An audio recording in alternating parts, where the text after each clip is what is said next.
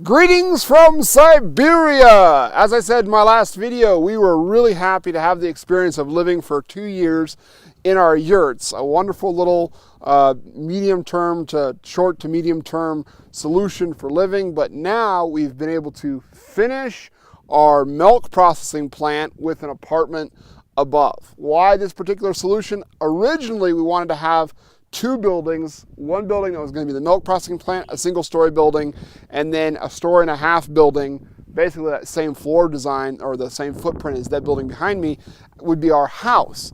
But I had just 2 overly ambitious plans about what we could do. Plus, I got sick with encephalitis and Lyme's and meningitis and all that kind of different stuff.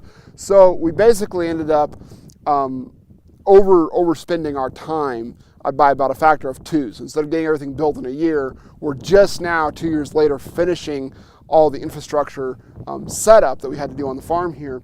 So what that meant was we ate our house.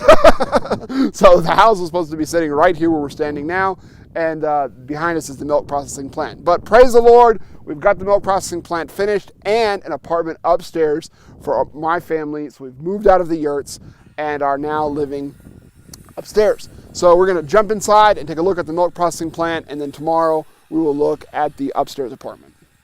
All right, so we've come inside of the downstairs of the milk processing plant. So the floor level of this particular building is going to be, in the future, our milk processing plant. Hopefully this spring, late this spring, early summer, we're actually going to start producing goat cheese and actually some cow cheese. Talk about that a little bit later. So I just want to give a real quick overview of the downstairs of this plant. As you can see, it's all been done in metal siding, so it's a washable surface for sanitary normative reasons. You know, even in Siberia, you have got bureaucracies you got to deal with. So we have to get certified with the health department so that they want a washable surface. So we're in the entryway right here. Right behind me, there's a door. There's a small closet back there. It's just a few square meters in size, which will be a walk-in refrigerator.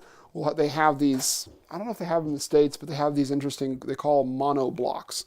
Basically, it's like a big air conditioning unit that you can stick into a building and turn a room into a refrigerator. Very handy, inexpensive, pretty cool little device. So we're going to put one of those in there. So that room is going to be a refrigerator. Right behind you, if we can turn the camera around here, yeah, is our just a bathroom. So it's nice to have indoor plumbing finally.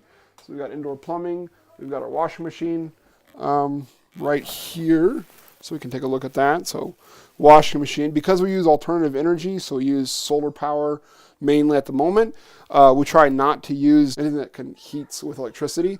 So our heating system in this particular building is hydronic. So we actually use hot water that's been heated by our outside boiler to wash our clothes. So you can see that here. So if you want a hot cycle, you turn on the hot water valve, and if you want a cold cycle, you turn on the cold water, the cold valve.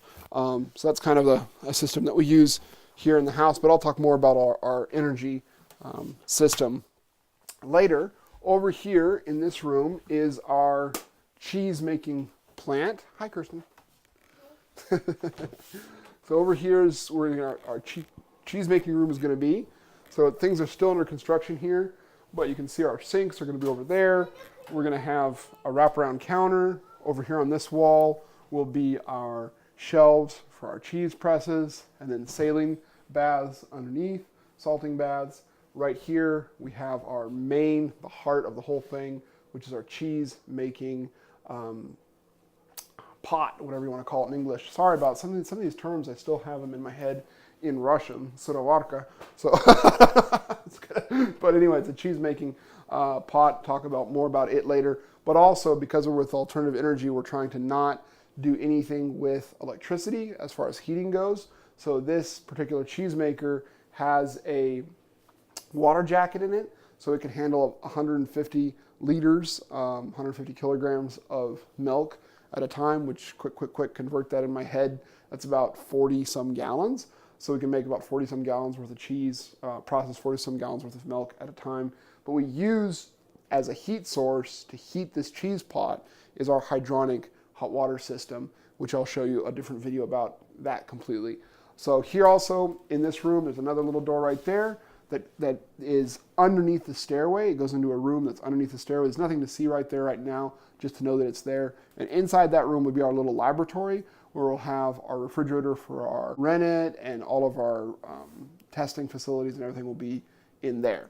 So that'll be that. And then over here,